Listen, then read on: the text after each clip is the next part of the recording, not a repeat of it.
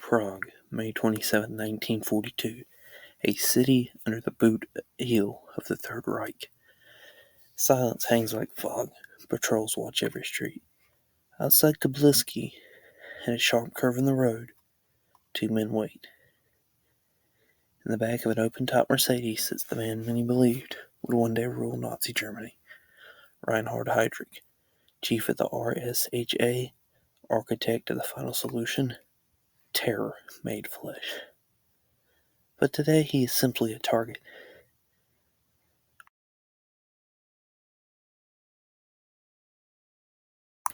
As the Mercedes slows, a man in a shabby coat steps forward, raising a submachine gun. A second man grips a metal spear wrapped in cloth. The engine sputters as the car enters the curve. The first man pulls the trigger. Heydrich rises, reaching for his pistol. The second man hurls the device. This is the moment Czechoslovakia struck back. This is the crack in the armor of Nazi terror. This is Operation Anthropoid.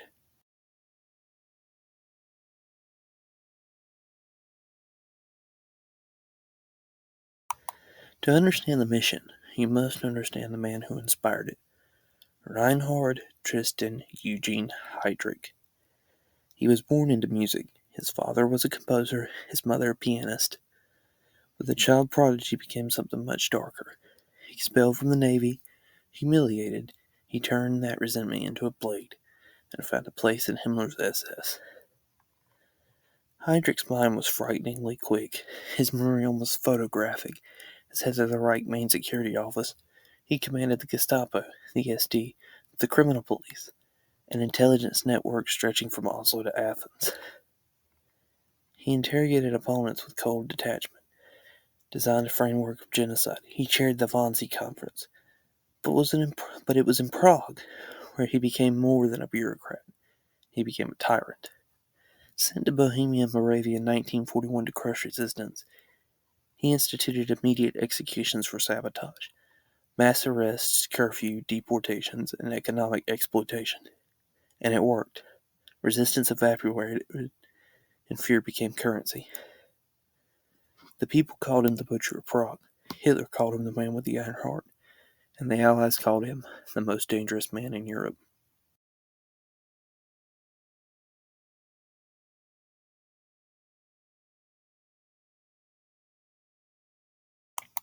Across the Channel in London, the Czechoslovak government in exile was losing ground. President Edvard Baines was respected but powerless. Without dramatic action, Europe might dismiss the Czechs as broken, their homeland crushed, their people silent. The Czech underground inside the Protectorate begged for aid, but also feared the consequences of bold action. Any strike against the Germans meant reprisals, and reprisals under Heydrich meant death on a near unimaginable scale. Britain's Special Operations Executive, the SOE, proposed something radical: strike at the head and kill Heydrich. It was controversial even within the SOE. Some warned assassinate him and the Germans will torch the country. But strategist Colin Grubens argued a symbolic act can revive a nation. Baines agreed, and the mission was greenlight. Now all they needed were the men.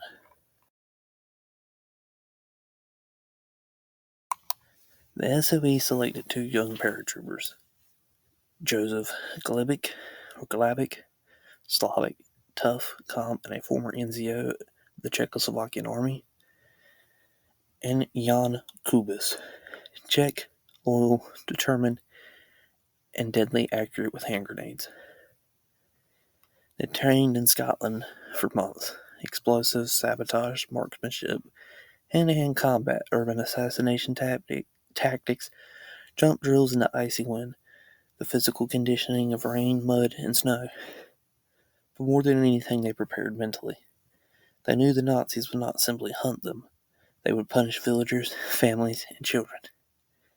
They knew returning home meant most likely death. And yet they volunteered anyway. By late 1941, the operation was named Anthropoid. Cold, cynical, and a code word for killing.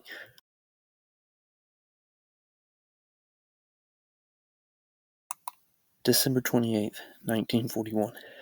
A Halifax bomber slices through clouds over the Protectorate. The drop zone is supposed to be near Plitzen, but the weather is brutal. Fog, wind, and German searchlights probing the sky. Blown off course, the men near Novitzdy, equipment scattered.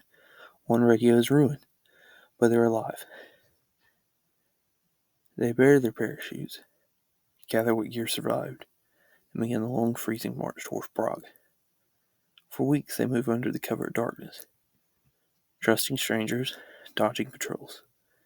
Slowly they weave themselves into a fragile web of the Czech underground. Couriers, priests, students, and farmers. Every safe house is a risk, every handshake could be a betrayal. But the network holds, and Anthropoid gathers strength.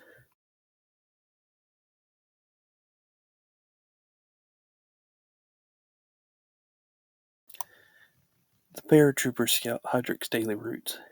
He follows nearly the same schedule every morning, leaves his villa, travels in an open car, minimal escort, arrogant, predictable. Multiple attack sites are considered. A bridge, a factory approach road, a narrow market street, a tram stop intersection. But each has problems. Too open, too many civilians, too much German presence. Then they discovered the hairpin turn at Kobletsky. The Mercedes must slow to almost walking speed to make the corner. Perfect. Deadly. Final. The weapon loadout is chosen. Kalabik with a Sting gun, and Kubis with a modified anti-tank grenade.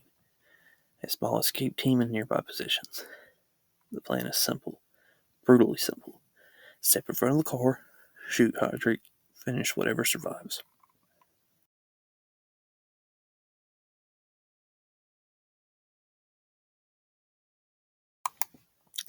May 27th, 1941. A bright, late spring morning. Clear, warm, ordinary. At 10:25 a.m., Heydrich eats breakfast with his mistress. At 10:30, he gets into the car. He refuses an armored vehicle, refuses a police escort. He even refuses to roll up his roof. He is Heydrich, and he believes himself untouchable. Klubik stands by the stop. He wipes soap from his hands. He checks his stand once more. He whispers a prayer. Kubis, down the street, grips his bicycle. The grenade in his briefcase feels heavier than steel. The car approaches. The curve tightens. This is it. Kubik steps out. He raises his stand. He pulls the trigger. And his gun jams. A jam out of all the moments his gun could possibly jam. Heydrich, shocked, shouts to his driver, "Halt," and reaches for his Luger. Kubik acts. He swings and throws his grenade. Shrapnel tears open the Mercedes. Fragments shred Heydrich's spleen, diaphragm, and lung. Horsehair from his seat embeds deep in his body. Kubis, thrown by the blast, blindsided by smoke, mounts his bicycle and flees. Klavik runs down the street with Heydrich firing behind him, bullets crackling on the stone. Within minutes, the assassins are gone. Heydrich is bleeding in the street. He is rushed to the hospital. For days, he seems to improve. He speaks. He sits up. Then infection sets in, and sudden collapse. June 4th, 1942. Reinhard Heydrich, one of the most feared men in Europe, the butcher of Prague, and the architect of the final solution, is dead.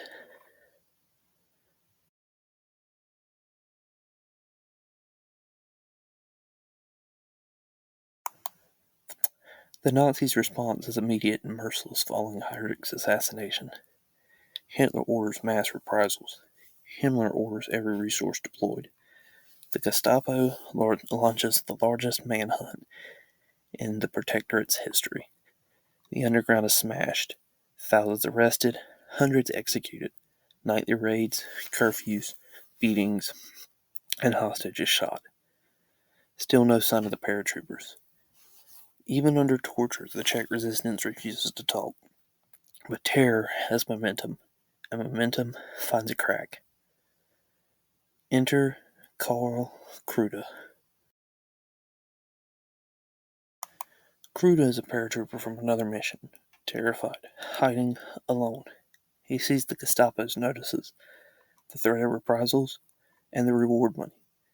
He breaks, and he walks into the Gestapo office, reveals everything: names, safe houses, families, and finally, the location. The men you seek, he says, they're hiding in a church. Operation Anthropoid is about to meet its end.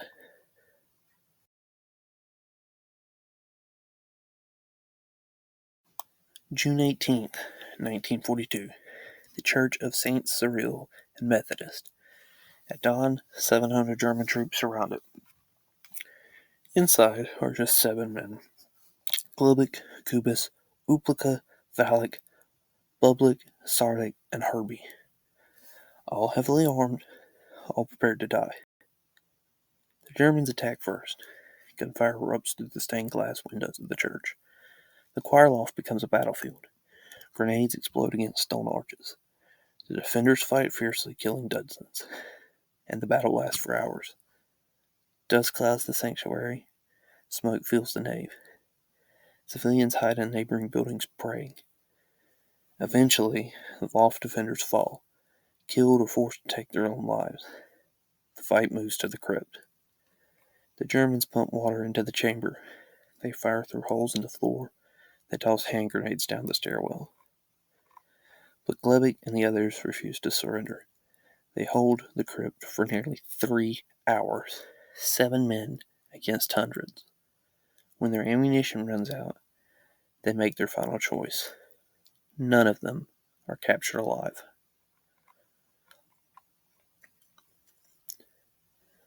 The Nazi reprisals are horrifying. The villages of Ludus and Letsky are annihilated.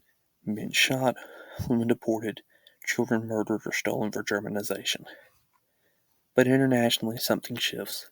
The Allies recognize the Czechoslovak government in exile. The Munich Agreement, which had dismembered Czechoslovakia, is declared null. The resistance is reborn. The Nazis intended to crush a nation. Instead, they created martyrs. Anthropoid succeeds beyond far its immediate goal. The assassins died in a basement beneath a church, yes, but they lit a fire that outlived the Reich itself. Today, the crypt of Saints Cyril and Methodius stands as a shrine, a place of stone and sacrifice and defiance.